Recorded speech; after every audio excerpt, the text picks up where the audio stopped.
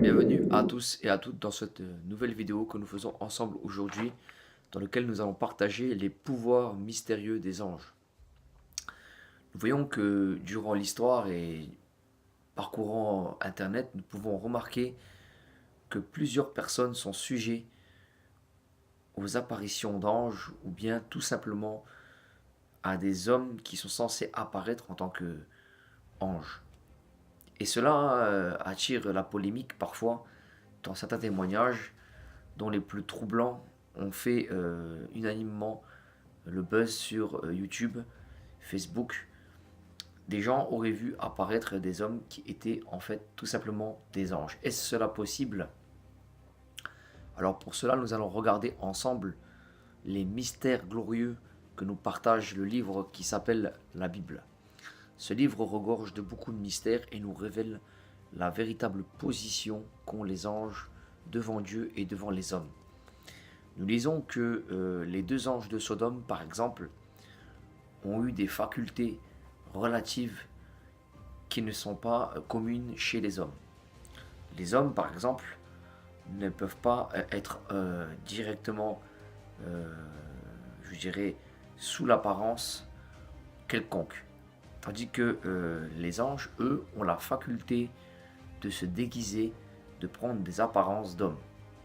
C'est ce que nous allons voir. Ils ont aussi la faculté, pour certains, d'entrer, ce qu'on appelle des esprits impurs ou des anges déchus, d'entrer dans des animaux, de prendre possession des corps. Et ils ont aussi ce pouvoir de frapper d'aveuglement les êtres vivants, d'apparaître sous une forme spirituelle ou d'apparaître sous une forme d'un homme, ce qui est encore plus spectaculaire. Et les esprits impurs ont donc cette faculté d'entrer dans les animaux, dans des créatures, et ils ont aussi la faculté de faire des pactes, malheureusement, avec des hommes, pour qu'ils vendent leur âme. Alors nous allons voir tout cela ensemble. Nous allons commencer par les anges de Sodome. Les anges de Sodome qui étaient, eux, venus voir Lot. Nous allons lire dans le récit de Genèse, chapitre 19, le verset 1. Ensemble, nous allons parcourir l'écriture de la Torah ensemble. Genèse 19, qui nous dit: Les deux anges arrivèrent à Sodome sur le soir, et Lot était assis à la porte de Sodome. Disons aussi que Lot était assis à la porte de Sodome. Quand Lot les vit, il se leva pour aller au-devant d'eux et se prosterna, ce qui était une marque de respect, bien sûr. Nous voyons ici que la face contre terre. Puis il dit: Voici, mes seigneurs, entrez, je vous prie, dans la maison de votre serviteur, et passez-y la nuit. Lavez-vous les pieds, vous vous lèverez de bon matin, et vous poursuivrez votre route. Non, répondirent-ils, nous passerons la nuit dans la rue. Mais Lot les pressa, tellement qu'ils virent chez lui, et ils entrèrent dans sa maison. Il leur donna un festin, et ils firent cuire des pains sans levain, et ils mangèrent. Ensuite, dans le verset 4, nous lisons qu'il n'était pas encore couché que les gens de la ville, les gens de Sodome, entourèrent la maison depuis les enfants jusqu'aux vieillards. Toute la population était accourue.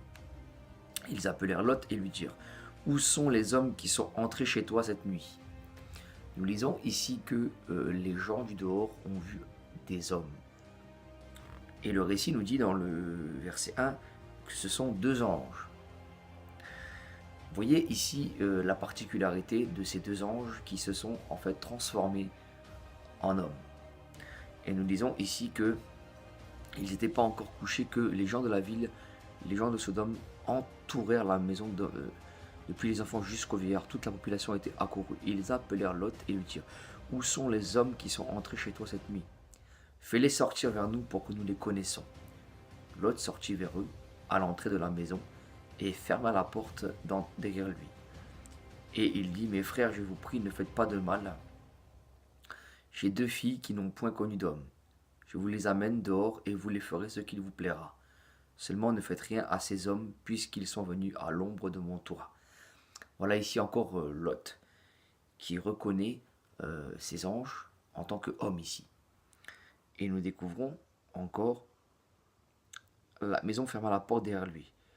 Voilà. Et donc il a demandé simplement de les épargner. Seulement ne faites rien à ces hommes, puisqu'ils sont venus à l'ombre de mon toit. Et ils dirent, retire-toi. Il dit encore, celui-ci est venu comme étranger, et il veut faire le juge.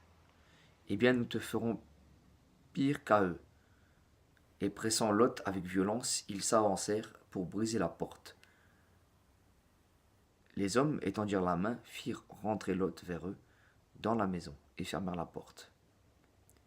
Et ils frappèrent d'aveuglement les gens qui étaient à l'entrée de la porte, depuis le plus petit jusqu'au plus grand, de sorte qu'ils se donnèrent une peine inutile pour trouver la porte. Nous disons ici que les anges ont frappé d'aveuglement les personnes de Sodome qui ont essayé de faire le mal à ces deux hommes qui sont des anges. Les anges ont la faculté d'aveugler, figurez-vous. Et donc aussi de se mettre dans des apparences d'hommes. Et nous le lisons dans le récit de la Torah plusieurs reprises que les anges prirent des formes d'hommes, même dans les évangiles. Nous lisons que des anges apparurent sous forme d'hommes, dont tout à la fin, quand le Christ a été ressuscité, les enfants, et un ange est venu et a apparu à Marie pour lui parler. Et c'était un homme, sous forme d'un homme. Nous lisons tout au long du récit que les anges ont la faculté de se matérialiser. Hébreux chapitre 13, versets 2 à 11. Nous lisons ici que certains ont même accueilli des anges sans s'en rendre compte.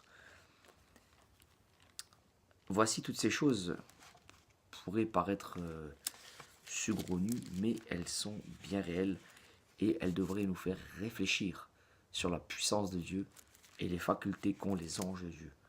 Peut-être sans le savoir, vous avez rencontré un ange.